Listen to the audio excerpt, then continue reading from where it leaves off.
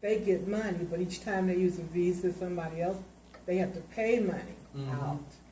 So they want to get as many people using TJ Maxx, which you can use everywhere else. And then they also encourage us to tell them, it's a whole life, I shouldn't say, that it's a card that makes money for you, because each time you purchase $200, you get a $20 gift certificate or something back. So it's 28% interest. I think that's high. But I encourage them, if you're going to open it, then you pay it off each month. Let the card work for you, and you don't work for the card. Right. Well, I never get anybody open anyway, but I have to say all of that, because there's a contest and all that stuff going on. But that's a lot of interest. That's high. And most people aren't disciplined enough to pay it off each month. I think American Express, that's one of the requirements. But so it's just, I think it's not fair to a lot of people. And you have to ask everyone, no matter what the economic status is. But anyway, I don't push it, so I never get the goal or the reward, because I can't push this. This is too much. And it's just a big old, like, racket to me, but that's me. It's capitalism. That's how companies make money. Yes, ma'am. What about the credit card, like the Stella card? I paid it off, but I didn't cut it up, but I don't use it. Do I have to use that? Because everybody said don't. I would say use it and pay it right off. Just use it a little bit. You gotta keep it active. Is that the Yes, ma'am. But like you said, you just go buy gas on it and just send the payment in before the bill comes. That way, there's no interest. It's just cash for cash. And a lot of these companies are to the point, and I do this oftentimes too. I'll buy something, and then the next week I'll pay it off before the bill even comes. Me too. Right? I do it all the time. I'm already. I got you before you do it. I do it all the time. Debt to equity. The other reason why it's important not to have a lot of debt is because when you go into a lender, they're going to look at what they call your debt to equity scores. They want to see how much equity do you have versus debt, and if your debt outweighs how much that you have. And that's another reason why if those credit cards are cut up and closed, now I don't have as much equity that I do versus the ones that I have in the balance one. Yes, ma'am. So you said use the credit card and pay it off before the bill comes out? You can do that. You can do that. But you don't have to? You don't have to do that. Okay.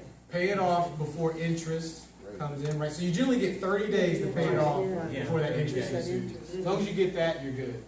And pay it off before, the other reason why I had 30 days is because if you are paid on day 31, now you're going to show up as a credit occurrence in your report for being 30 days late.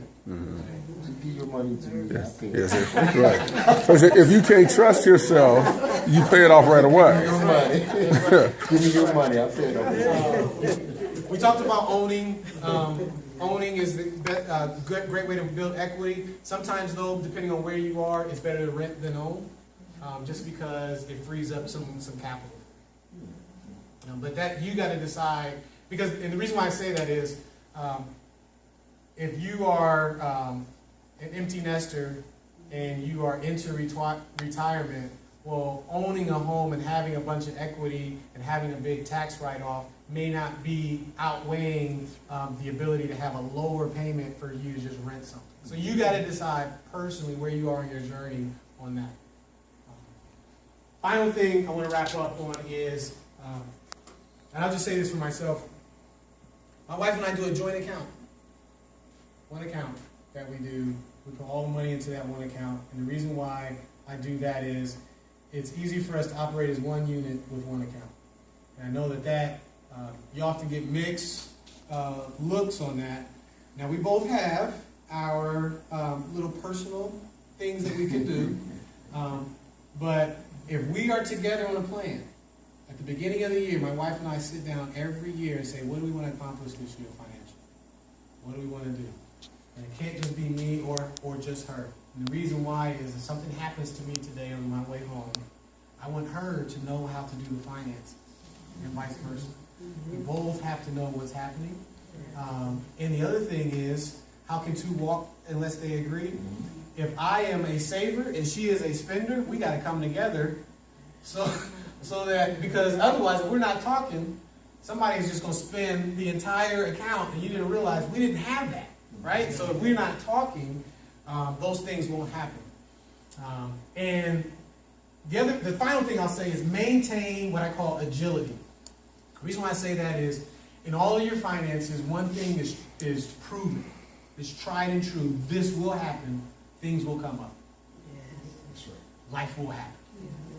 Flat tires will happen. Someone will nick your car. Some guy playing ball in the street will throw the football into your window. So the reason why we also want to have discretionary savings is so when life happens, we can react to it, right? I tell this story, when we had our first baby, that wasn't planned. We had our plan financially. Now all of a sudden we had to alter our plans because this baby was here. That means we had to go get a bigger place and get ready for daycare. I'm almost through with daycare. My daughter is graduating from kindergarten in a couple of weeks, and I'll be that daycare free. We get a raise for that. That's awesome. I figure out what I'm gonna do with all this money. So that's my story. Any last questions? I have one good question for you, I think. There's a lot of great information that you're talking about. Yes, and I know a lot of us is trying to sit here and digest it all. Do you recommend that we solicit the help of a financial advisor? And if you do, how do what should be the key things you should question them on to make sure that they're a good financial advisor? Because like I said, of course you can have bad financial advice cause you to lose money also. Yeah, that's a great question. Yes, get help where, in a multitude of counsel there's safety, right? So you want to get help from people that know it better than you. The question is who to go to. And so a couple of things you can do. One is you can go to your bank that you bank with today. They generally have banking officers that can talk to you about all the different resources that they have within the bank. That's the easy one to do.